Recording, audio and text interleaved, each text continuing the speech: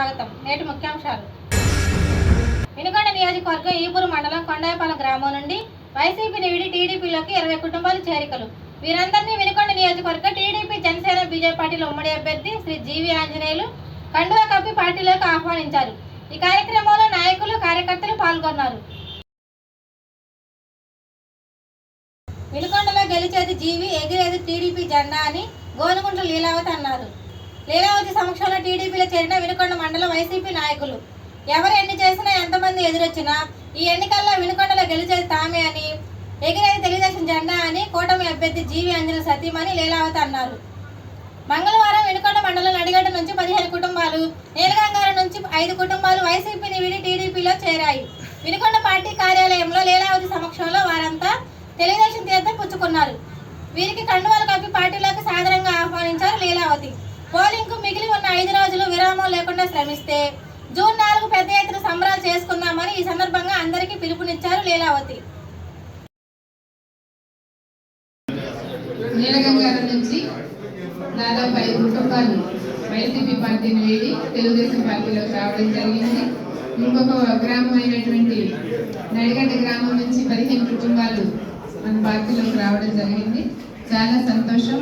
మీకు ఎప్పుడు కూడా తెలుగుదేశం పార్టీ అండదండలు, అలాగే ఆంజనేయులు గారి అండదండలు ఉంటాయి. మీ అందరికీ కూడా స్వాగతం, సుస్వాగతం.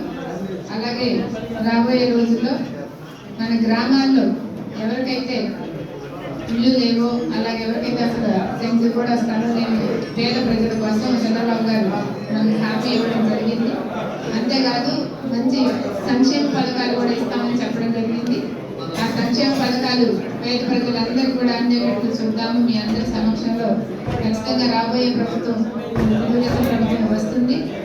ఖచ్చితంగా మనం ఏమైతే మనకి వరికి గుడిసెల, అలాగే మరి అంగిరాల ఇరిగేషన్ ప్రాజెక్టు, అలాగే వినుకొండ టిడ్కో హౌసెస్ కానీ, అలాగే మున్సిపాలిటీలో చేయాల్సిన చాలా పనులు అన్నీ కూడా ఖచ్చితంగా మనందరం కలిసి పూర్తి చేసుకుందాం.